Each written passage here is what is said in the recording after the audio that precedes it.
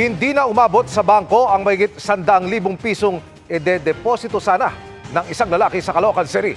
Tinangay ang pera ng mga nag-aabang na riding in tandem na nakipagbuno pa noong una sa biktima. Nahuli kami yan sa pagtutok ni Marisol Abduraman. Exclusive!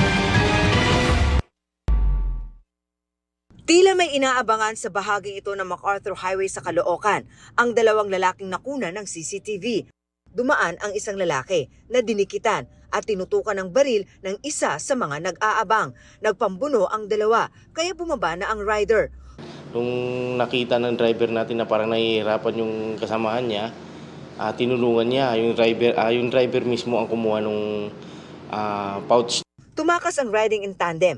Tangay ang mahigit 152,000 pesos na dala ng biktima at idideposito sana sa bangko. Ang hindi nila alam, may nakakita sa pang-hold up nila sa biktima. Hinabol niya po yung riding in tandem hanggang sa nabutan niya at ito'y binangga niya. Natumba ang riding in tandem. May mga pulis sa area kaya agad na nahuli ang rider.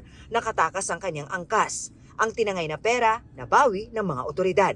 Sa investigasyon ng Caloocan Police, may kasabwat ang mga suspects sa pinagtatrabahuan ng biktima na siyang taga-deposito sa bangko.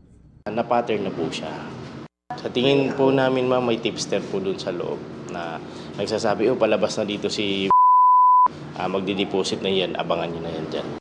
Napag-alaman din ng mga otoridad na kasama ang mga suspects sa grupong sangkot sa ibang robbery holdups sa lugar.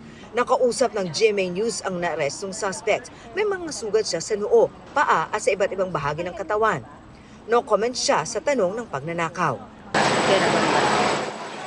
Humabol po sa amin. Bakit kayo hinabol? Comment na ako, ma'am.